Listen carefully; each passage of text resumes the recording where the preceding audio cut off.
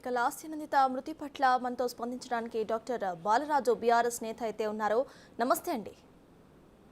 నమస్తే.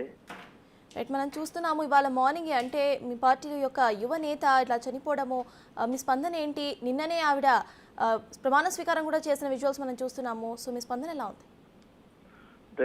70 రోజులు కూడా కావట్లేదు తను యువ నేతగా ఎన్నికై, యువ ఎమ్మెల్యేగా ఎన్నికై అసలు మహిళలు రాజకీయాలకు రావడమే తక్కువ. ఆ క్రమంలోనే ఒక యువతిగా నానా ఆశయాల కోసం వాళ్ళ నాన్నగారు రీసెంట్ అంటే సంవత్సరం అయింది చనిపోయి, తిరిగి మళ్ళీ వెంటనే ఆ బిడ్డ కూడా చనిపోవడం అనేది చాలా బాధాకరం.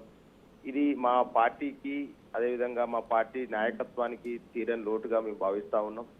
ఎందుకంటే సాయన్న గారి కూతురుగా, సాయన్న గారు కంటోన్మెంట్ ప్రాంతంలో చాలా సుపరిస్థితులు, పేద వర్గాల కోసం, అణగారిన వర్గాల కోసం, కింది వర్గాల కోసం చాలా శ్రమపడ్డటువంటి వ్యక్తి కాబట్టి వారి ఆశయాలను నెరవేర్చడం కోసం అంటే తండ్రి బాటలో తనయ అనే విధంగా కార్పొరేటర్ కూడా ఎలక్ట్ అయ్యారు. 2016లో ఆమె కవాడి కూడా కార్పొరేటర్ కూడా పనిచేశారు.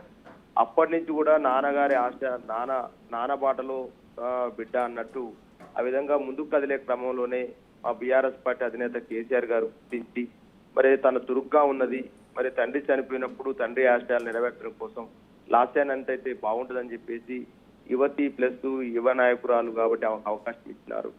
గెలవడము, ప్రజల యొక్క మనసును ప్రేమతోని గెలవడం, ప్రమాణ స్వీకారం చేయడము.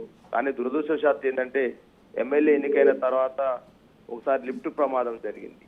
రీసెంట్ గా నల్గొండ కేసీఆర్ గారు పెట్టినటువంటి నీళ్ల పోరులో సభకు వచ్చిన సందర్భంలో పక్కా రోడ్డులో జరిగితే ఇటువైపు వచ్చి యాక్సిడెంట్ జరిగి తను త్రుటిలో ప్రయాణించి తప్పించుకుంది. అదేవిధంగా మూడోసారి మాత్రం విధి కాపాడలేకపోయింది.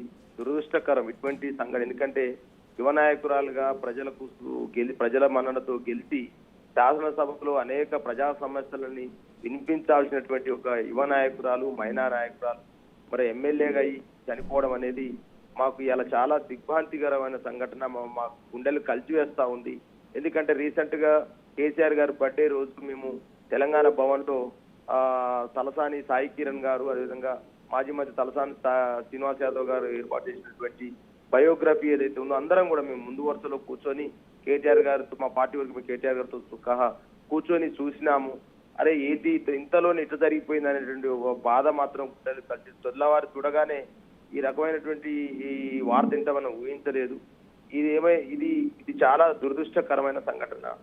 ఆ భగవంతుడు మరి ఈ సమయంలో ఆ కుటుంబానికి కొన్నంత ధైర్యం ఇవ్వాలని, మరి ఆ కుటుంబ సభ్యుల్ని ఓదార్చలేము. ఎందుకంటే తండ్రి చనిపోయి సంవత్సరం అవుతా ఉంది.